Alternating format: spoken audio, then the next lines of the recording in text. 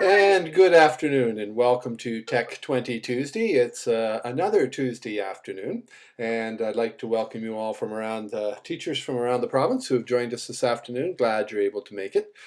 This afternoon, we're going to have Sherry Russell from District 10 back with us this afternoon, and Sherry last week shared with us some wonderful tips on using VoiceThread.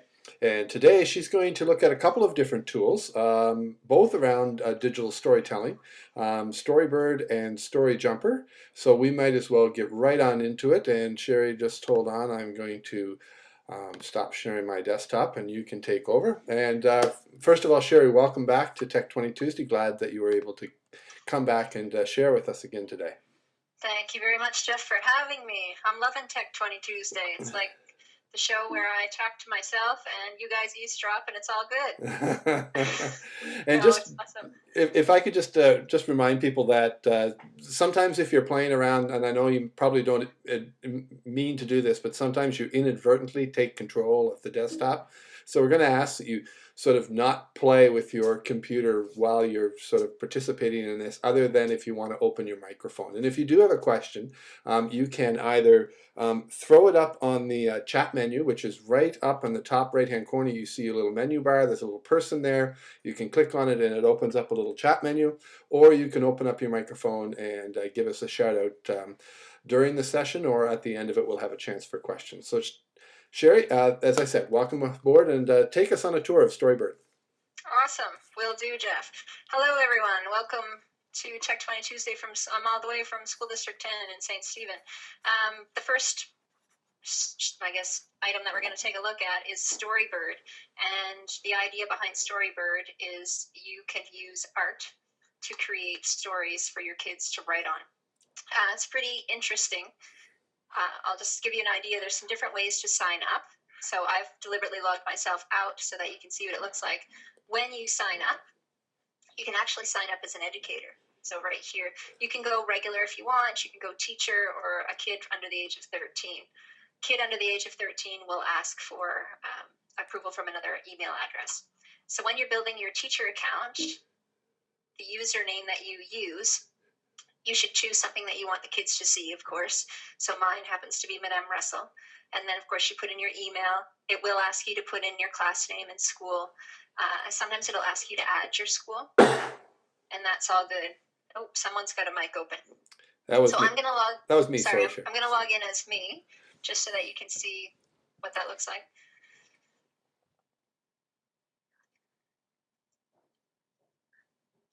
Helps if you can type. I'm nervous. My fingers don't work.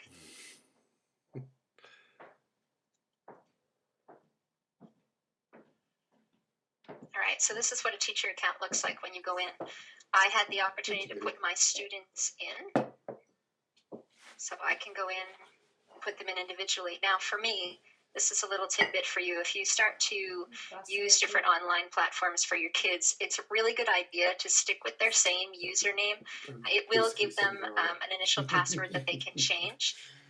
This one generates it for you, but I find it really important to try to keep to the same username, not just because it's easy for the kids, but mom and dad tend to get very frustrated when you start throwing different sites at them or in their homework that they need to go on to such and such a site and work on something, and they've got 6 different usernames and passwords. If you make it consistent, then mom and dad can log into whatever it is that you're working on, and they should have no problem because everything should all be the same. So when I was adding in last names and first names, you'll notice here there's a bulk account creation that's pro. You would have to pay a chunk of change in order to get that. I didn't do that, so then you have to put it in by hand. To make it easier for you to do by hand, similar, I worked with a group here not very long ago, and we did some stuff with Sentio, similar to the technique I would use there in our school. I'm not sure if your school has the same thing. We have Excel spreadsheets with every kid's username in it. So all I did was open it up and copy and paste, and that made my life easier. So just a little tidbit for you if you're setting up class accounts.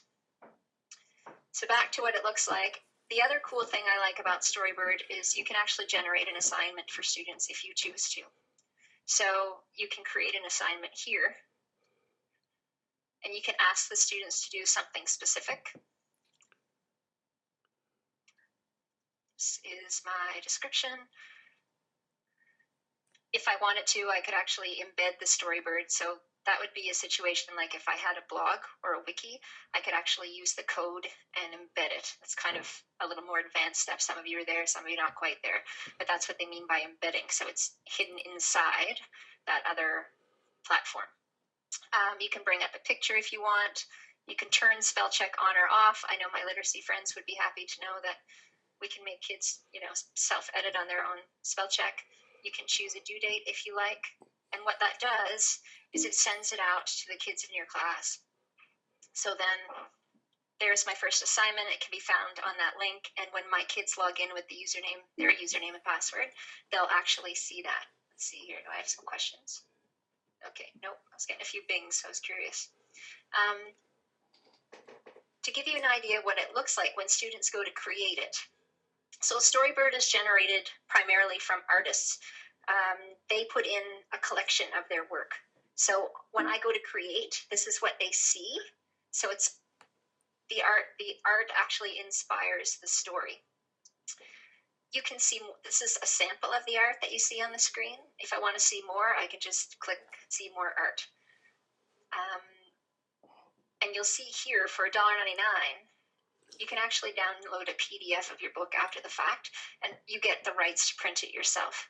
So you download the PDF of the book, and then you can print it however you want it. The characters that look like these guys, they're pretty popular with the kids, and they're pretty safe. One of my only, I guess, issues with Storybird is some of the art.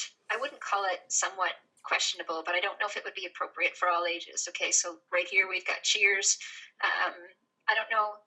I teach middle school, so my kids are on the cusp of getting it all. So some of the artwork I'm not super keen about. So what you do, you go in, you take a look. So if I like this guy, I can click there. This is all of the art that's this gentleman happened to do. And if I want to, I can start a Storybird from this art. Okay, it's called Trampoline. I say start a Storybird. And so what it does, it's going to look like a book. And all of his art comes around the screen. And so it's really quite simple. In my own experience, I have a daughter who's in grade 3, and in grade 1, I think they started journaling. And she got to the point where she didn't want to journal anymore. She would journal on her own, but she wouldn't journal for the purpose that her teacher wanted her to. So what I did one time when we were arguing about homework is I just sat her down with Storybird, and she generated a story on here and wrote forever about the topic of her choice, and I couldn't keep her out of it. That's a great aspect of it because it causes them to write, and it's really, really simple. So if I want to add a page, I just add a page.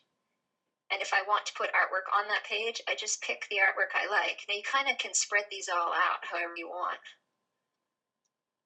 Right? So you just kind of lay them around like cards. So maybe I like this particular person right here. And I have a choice now. When I drag this on the screen, I can go to the left, to the right. I can go full, up, down. It's my choice how I want that book to be laid out. So if I choose to put my picture on the left here, now I can write on the right. So this is where I can put my text here. And then you can move things around because this is my first page really. So I'll move that around, put that there. And you can go back and forth to previous page or next page.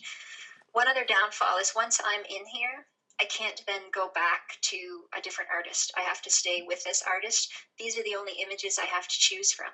So when you're getting children to generate their story, they kind of need to go through, check out the artwork, and see if everything they like is there. Can they come up with a story based on the artwork that's here? So if you're developing a situation in your class where you want students to have a story generated first before they ever touch the software or the application, it's probably not going to work because they may not be able to find everything they're looking for. If you're using it as a story starter or something to generate ideas, it'll probably work better for you because the pictures will generate the ideas for the students. Other cool things about Storybird is that you could set up collaborative stories. So I can start a page and then I could send it to someone else. So, Jeff, my class could start something here in St. Stephen, and then we can flip the storybird to you, and you can continue the story. So it's almost like choose your own ending, except everyone, can have a part to play. Or you could set up something like it within your own class. It's kind of neat that way. The other thing that I was going to show you, you can actually go back in, because the question, I got annoyed about not being able to get different artists together on one storybird. So I did figure out one thing. If you go back into storybird, sorry, was there a question? Nope. Okay.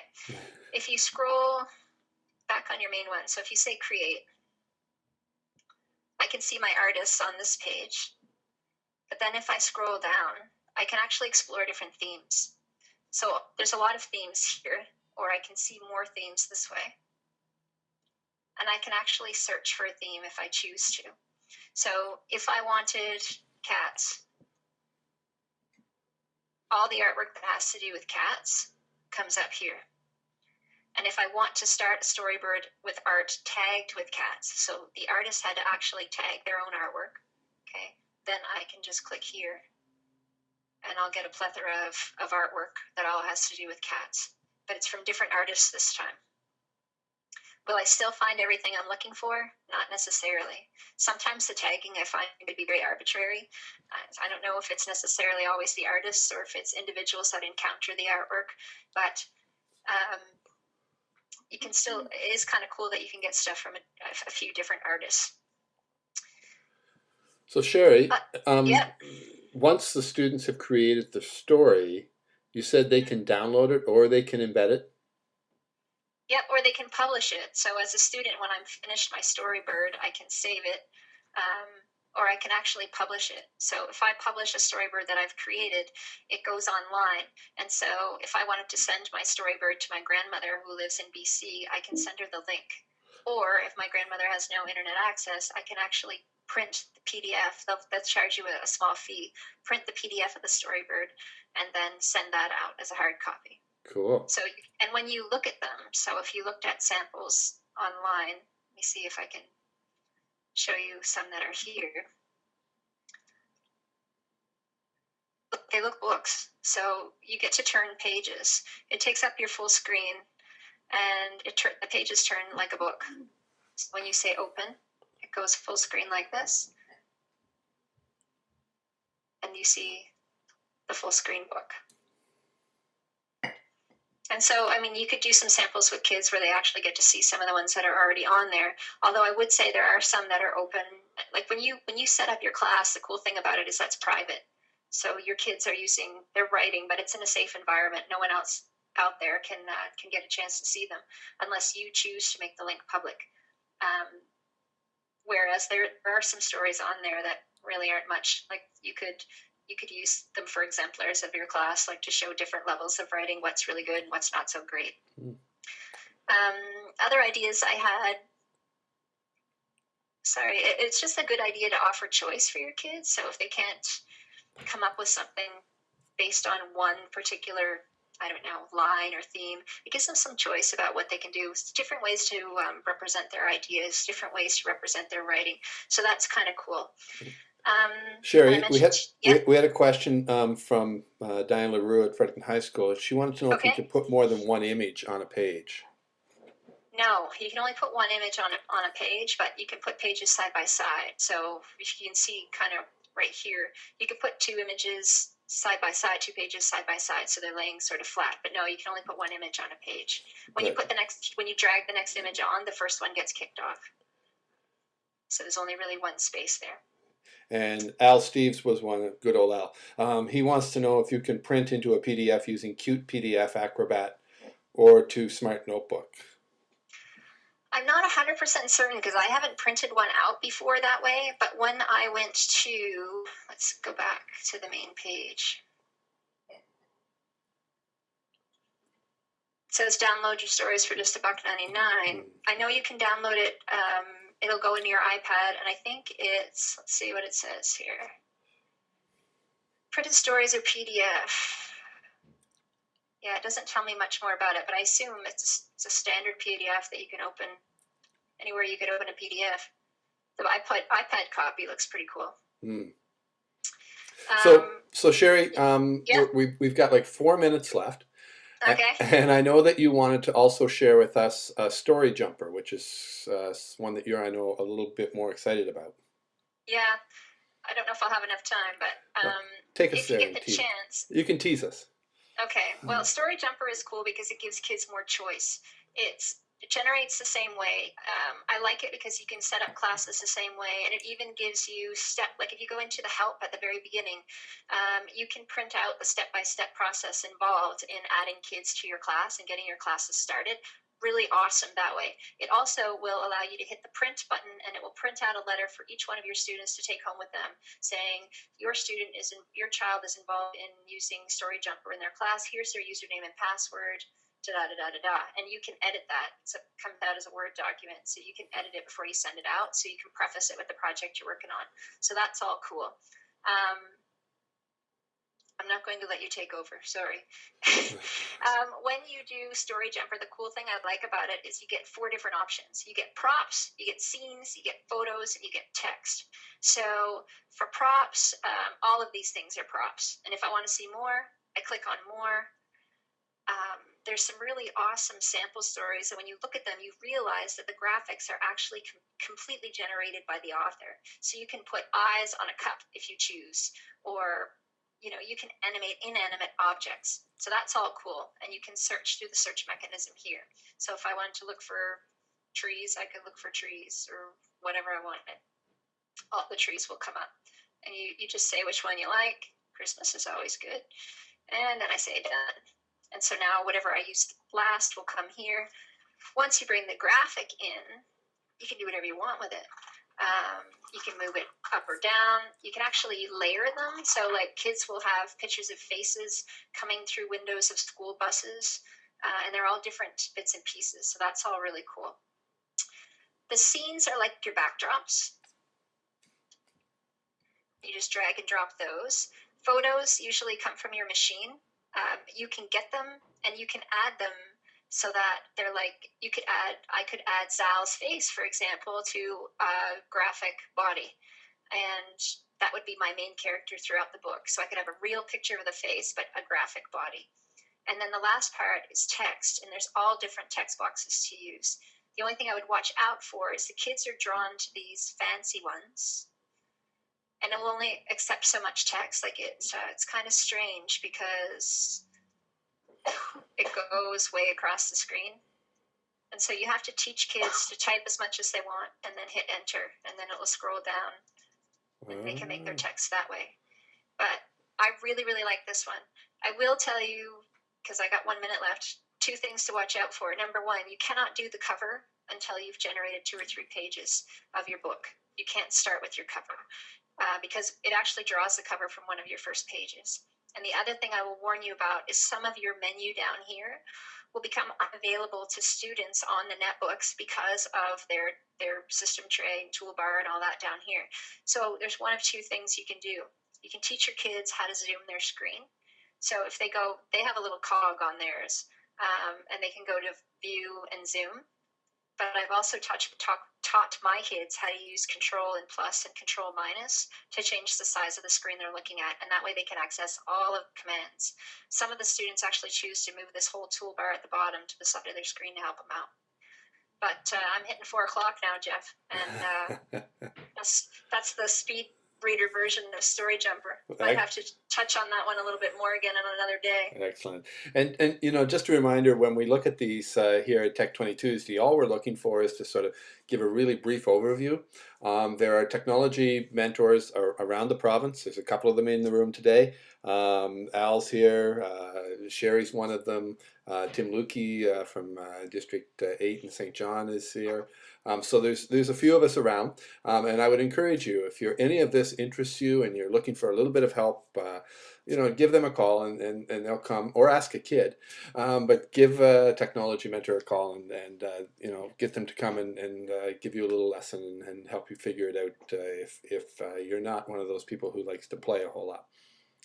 So Sherry, thank you so much for your time today, and No problem. we had a nice crowd. Thank you all for joining us.